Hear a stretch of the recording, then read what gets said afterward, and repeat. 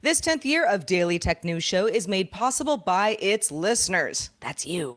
Thanks to all of you, including Carmine Bailey, Vince Power, Rodrigo Smith-Sabata, and new patrons William and Victor. Welcome, William and Victor.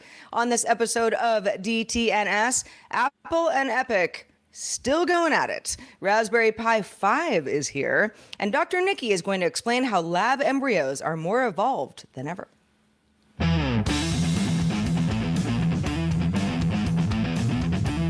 This is the Daily Tech News for Thursday, September 28th, 2023. From Studio Cinnamon, I'm Sarah Lane. From Columbus, Ohio, I'm Robb Dunewood. And from all the way down in South Alabama, I'm Dr. Niki Ackermans. And I'm the show's producer, Roger Chang. Before the show, we got word that CEO of Sony Interactive Entertainment, Jim Ryan, announced he's retiring in March of next year after almost 30 years with the company. Hiroki Totoki, who is president and chief financial officer of parent Sony Group Corp., will become interim CEO of the games business once Ryan departs, while they find a new CEO. All right, let's start with the quick hits.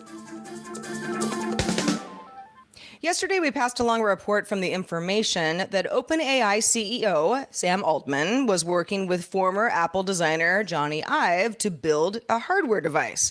Today, the Financial Times sources say OpenAI is in advanced talks with Ive and SoftBank's Masayoshi Son to launch a consumer device described by some as the iPhone of artificial intelligence. The hope, reportedly, is to create a more natural and intuitive user experience for interacting with AI.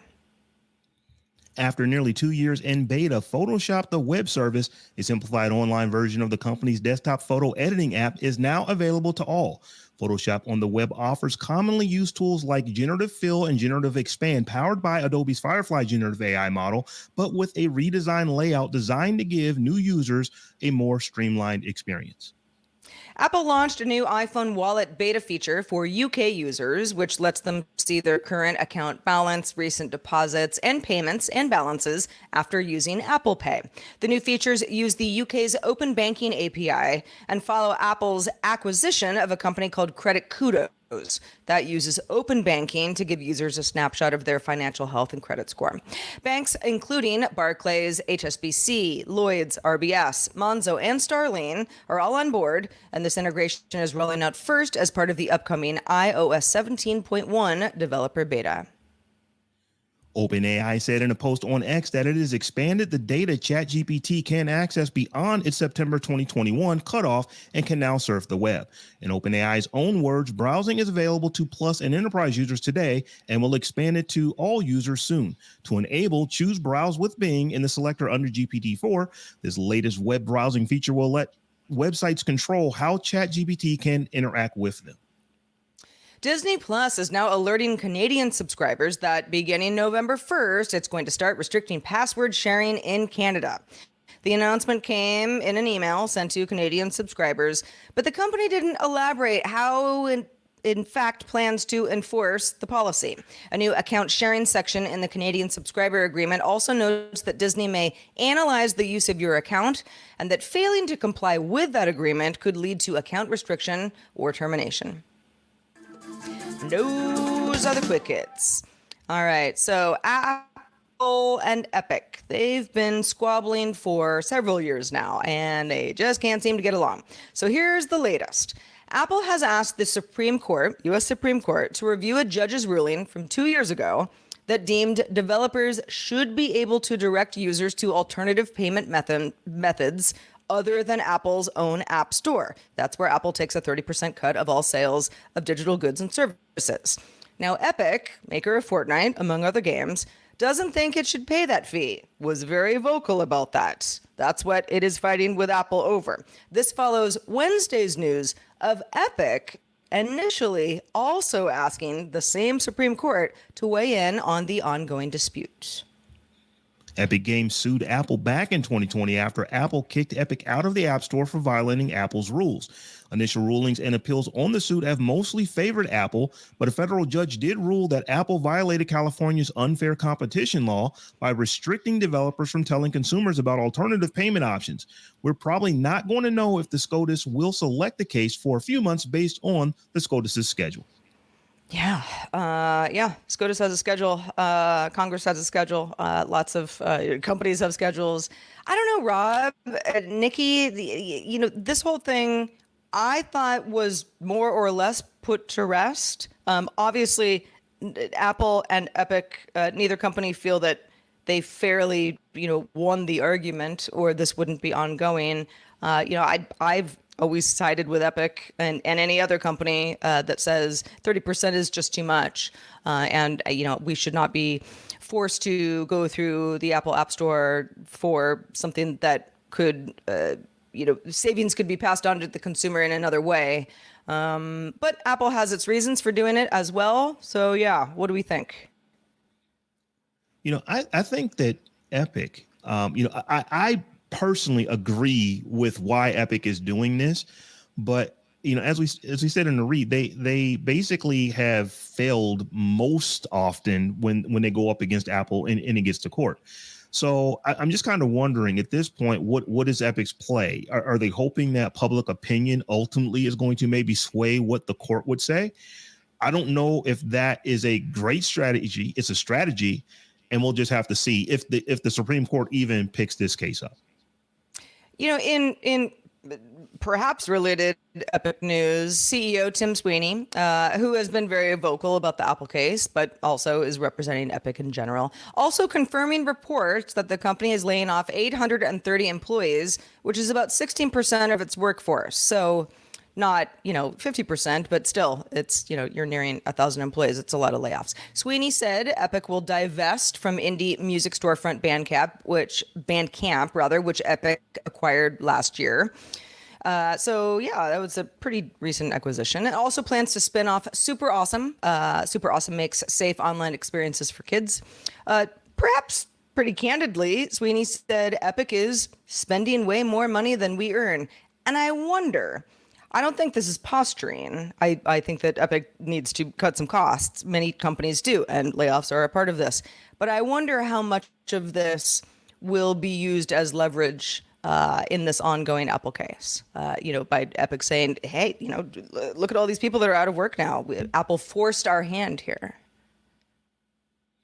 I think Apple, or I should say Epic, they may try that. I really think what is happening here is that Epic, like a lot of companies, they overdid stuff during the pandemic when people had enormous amounts of free time and were playing ridiculous amounts of Fortnite and other Epic games. Now that we're kind of back to normal, people's time is shifted elsewhere. Therefore, Epic's revenues are going down. So I think that it's probably as much about that as if anything. But if they think it'll work, hey, we have to lay these folks off because that 30% that, we have to give to Apple every time somebody buys one of our apps or upgrades or does whatever, if they can use that and they think it's going to help their case, I wouldn't put it past them trying it.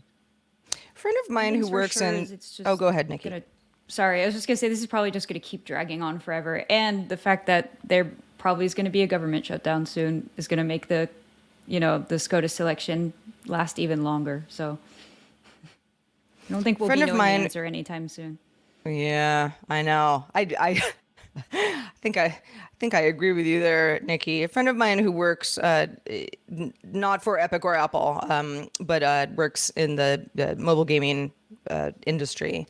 I asked her, "What do you think about all this?" And she said, everyone keeps talking about Fortnite and how Fortnite is, this is such a big part of the whole thing because Fortnite is so big. She said, Fortnite's kind of long in the tooth at this point.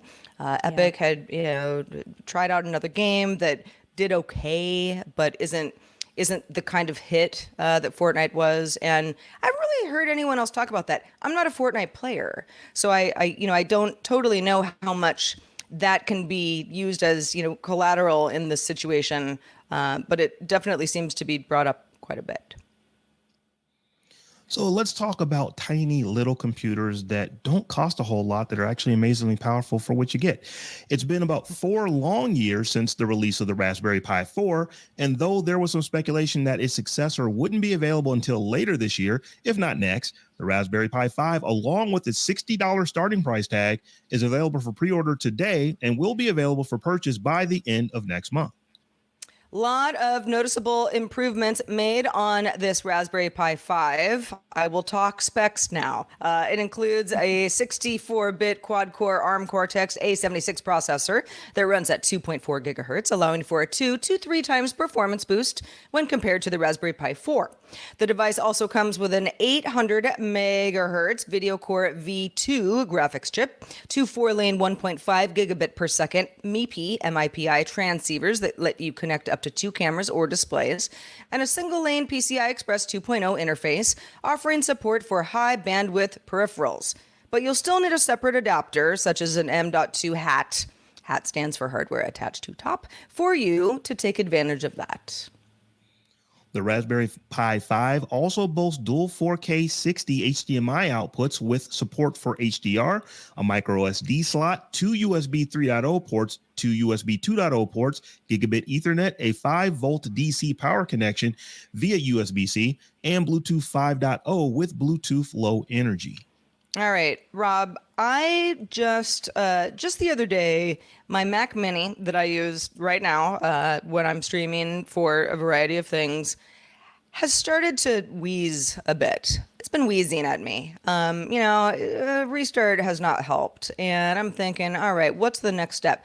Could something like the Raspberry Pi 5 be my streaming machine for $60?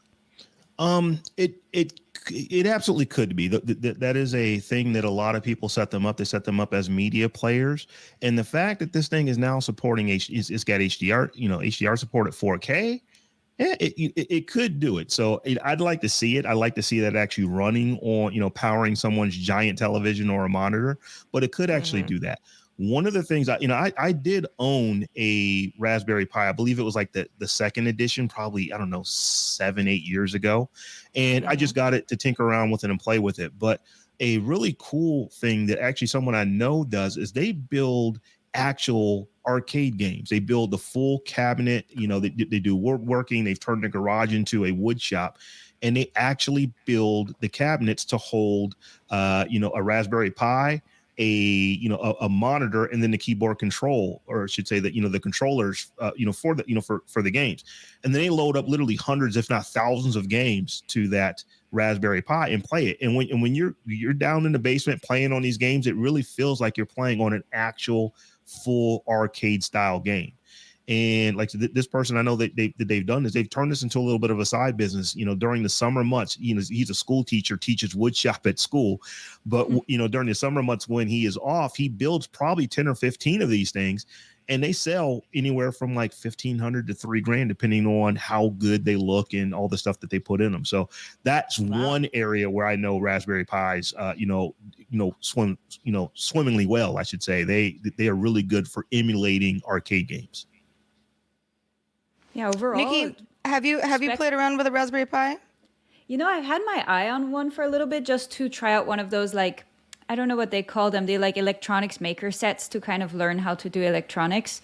And $60 is not a lot. So this might be going on my Christmas list. And I'm sure the uptick in specs is a little bit more on the nerd side. But I mean, it looks like you can do a lot with this. So I might get one. We'll see. Yeah. I mean, a fun tinkering project. We could all have like a pie off. It's like just Legos, see what but we come up upgraded. with. Yeah, and these things are ridiculously inexpensive for what you get now. Like I said, this is not you're not going to say I have a MacBook Air. Can I replace my MacBook Air with a Raspberry Pi? Probably not. But for you're not going to be able to do that. But for just the power that you're getting in this device for $60 or for $80 if you were to go with the 8 gigabyte version of it, it's pretty amazing. For tinkerers, for folks who are just trying to learn more about computing, play around. Maybe you want to learn some alternate programming languages, or just really play around with something and tinker around and not worry about destroying your $2,000 laptop. this is really cool to play on. Well, if you have a thought of what we should all do with our upcoming Raspberry Pi 5s or anything that we talk about on the show or something that we might talk about on a future show, we would like you to tell us about that. And one way to do it is to email us, feedback@dailytechnewsshow.com.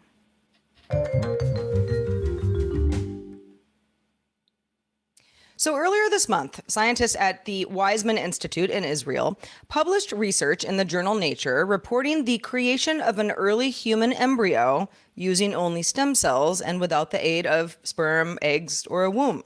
The team took adult human stem cells collected from skin cells and cultured them in their lab. The model resembles an embryo at day 14. The team's next goal, because I know that's your question, is to achieve a model at 21 days of development with a 50% success rate and obviously go from there. Okay, so Niki, let's break this down. What is an embryo model? How do they make it? And how long has this been going on? Yeah, we're going to go all over all of this. So exciting find, and I'm excited to tell you guys about it. So usually before these models, how embryology research would be done is that you would use donated embryos. But in this case, this embryo is created in the lab from scratch from the stem cells that you mentioned. And so the end goal for this is to kind of eliminate that sample scarcity that comes with using donor tissue. And it also maybe will help reduce some ethical limitations in the future. So when stem cells are retrieved from skin cells, what does that process look like? Well, they basically you can culture these. You take these cells that are kind of like the origin cells of the skin cells. They're not completely skin cells yet, and then you can culture them and inject certain factors in them so that they turn into different cell types. And actually, this is not the first time that this type of embryo has been made. So to give you guys a short timeline, the first model embryo was developed from stem cells only in 2012, and this was in mice stem cells. So that obviously we always try everything first in mice. And then the first human oocyte, which is the egg cell, which was made from stem cells, was in 2018.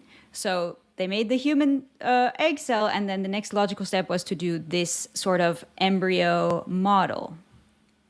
Now, you talked about ethical implications. Obviously, there's much more research to be done here, but it's a pretty important step. Why is this such a big deal going forward? That's a very good question. So the big deal is how this actually happens. So if you think about this, starts out as a handful of pluripotent stem cells, meaning that these are stem cells that have the possibility to become any other kind of cell. They have that possibility within their genes, let's say. And these specific cells, what happens is they self-assemble into an embryo model. And this happens for multiple days. In this case, the oldest they got to was 14 days. And at that point in time, 4 different cell types had differentiated from these stem cells, and they separated into different cellular layers and started to form the embryo, which obviously eventually becomes a human. And for me, a pretty cool part about this is that this developed in the lab in vitro exactly the same way that it would have normally developed in a human. And that's pretty incredible. All that in a petri dish or the equivalent. I mean, yeah, knowing quite a few friends at this point in my life who have gone through IVF, in vitro fertilization, or gone a surrogate route for their own ethical reasons or perhaps medical reasons or both. I know that it is extremely expensive and for someone's body extremely taxing. Does this? Is the hope here that we're going to bypass some of the current solutions that we have to everything that goes beyond just how people make babies normally? Yeah, and like we mentioned in the beginning, this right now has a very low success rate. I think the success for this one is about 1% based on how these cells work. It's a really complicated recipe, and their goal is to learn more about things like IVF and also things just about how embryos develop, because one of the reasons we need IVF is because we have sometimes faulty embryos, but we don't really know why because they're hard to study. And obviously this is an incredibly complicated process. I did break it down into like some a small recipe if you want to hear about what's the recipe to make. Absolutely. Yeah. So, okay. Let's do Apparently, you start with 120 pluripotent stem cells from a human cell line, not a mouse cell line, and you let them grow for 3 days. This is like put them in a pot and stir them for 3 days. And you continue this culture in something that's called an orbital shaker. Literally, it's just shaking it around so that it doesn't get stuck to the bottom of the petri dish. And you use a cell culture media. This is just a liquid that has all the things that you need for cells to grow. I'm going to call this the secret sauce for the embryo. At about day 8, you will get a spherical structure. So that's already getting kind of interesting. And it starts to have different tissue compartments that have self-organization. So this means the cells are differentiating into different tissue types. And by days 11 and 12, you will get these fully differentiated cells that form these different structures, and they express growth factors that make the cells move and change shape into something called gastrulation. The easiest way that I have to explain this is like, if you think about a human as like a giant straw, the empty part, the inside part of the straw, like your guts and all that, that's gastrulation is like when a sphere becomes kind of like a straw. Wow. That's how I explain that to my class, at least. And along this entire process, the researchers inspected all of these embryos microscopically and noted that all the molecular properties and the structural properties of these embryos match the human ones at these same stages. So this is a model for human embryo. They're not technically human embryos, but they look almost exactly the same. Is this a way? I mean, I know it's obviously a way to better understand how embryos grow, and this is one step closer to that, because, as you said, sometimes it's not super clear why embryos fail.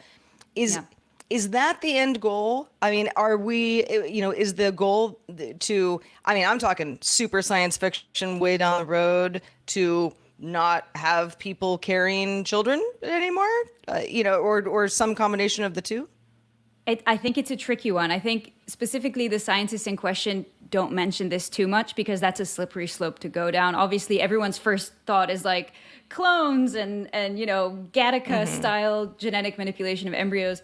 The main idea right now is to make it easier to study early stage embryogenesis and not having to use donor cells from people to do that. I think that's a really big goal already.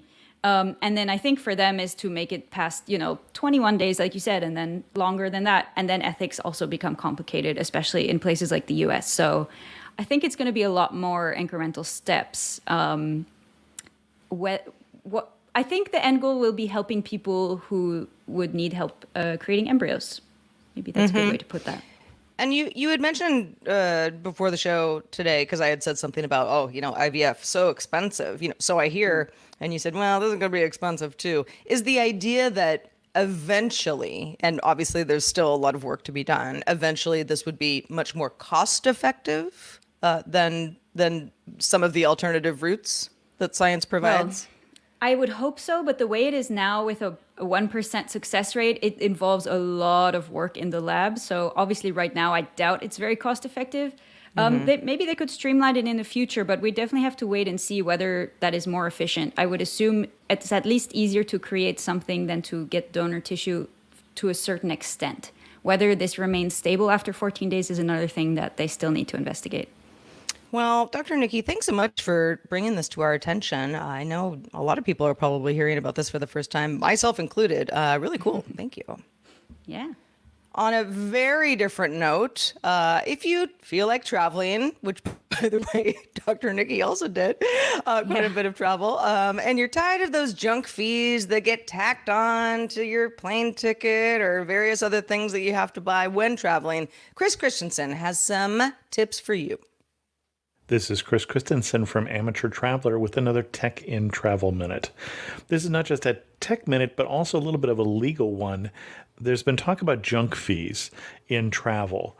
President Biden has talked about that. There's things going through the U.S. Congress in terms of changing the rules, but California is likely to actually pass two laws before then, SB 478 and AB 537, that will do things like changing it so that sites like Airbnb would have to give you all of the fees except the taxes.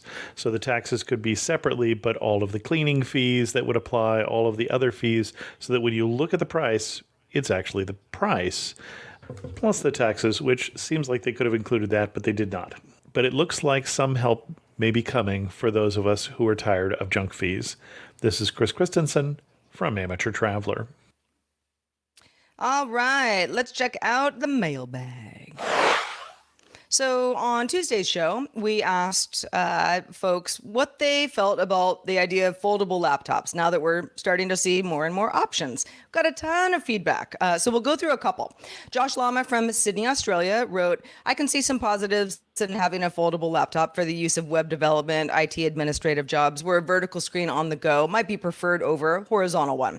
Making the keyboard and mouse external could give a lot of flexibility, but then you're carrying around extra peripherals. The closest contender to a foldable laptop on the market today, says Josh Lama, would be the attempts to sell that mobile OS can do everything that a desktop OS can do, like the Samsung DX, which turns your phone into a Chromebook-esque virtual machine with a dock, or iPad OS in split view.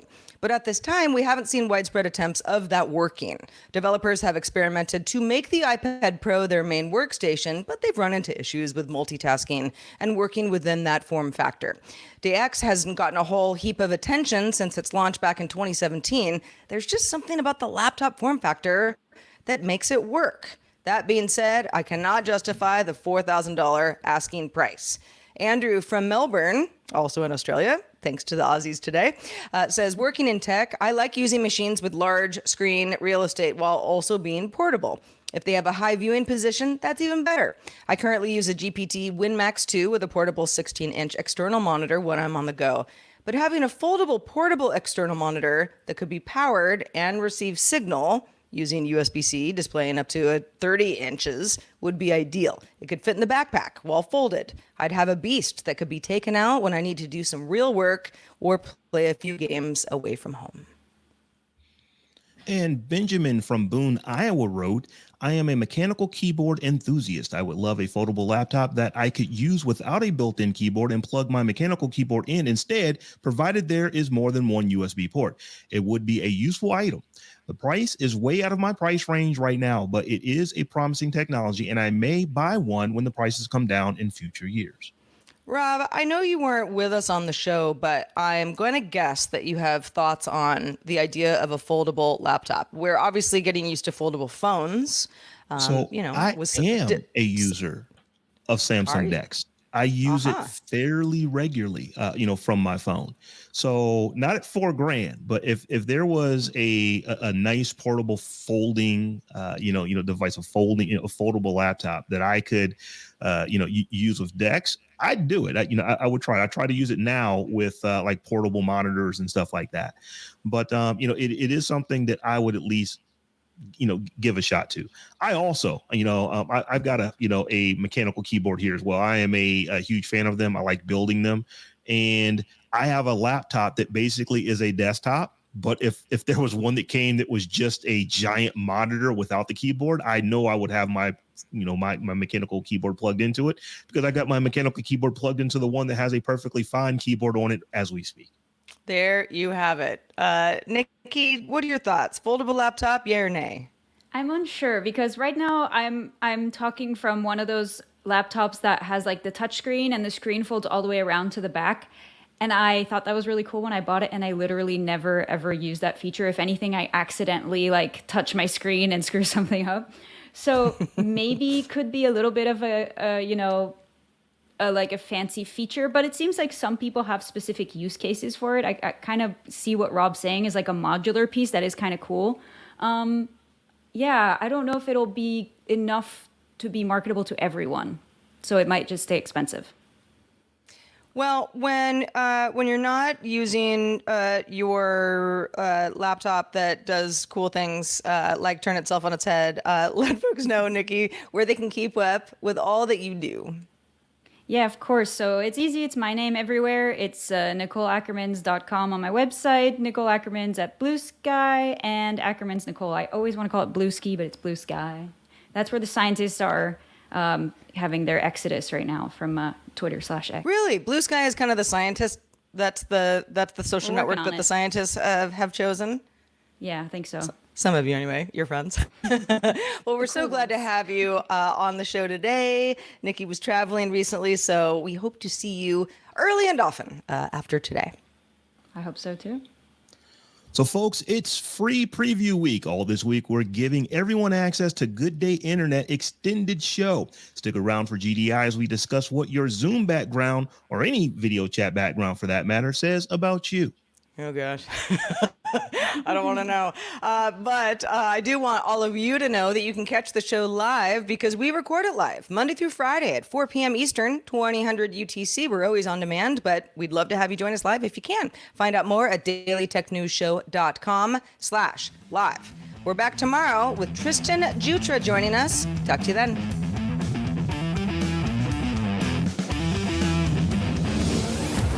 This show is part of the Frog Pants Network.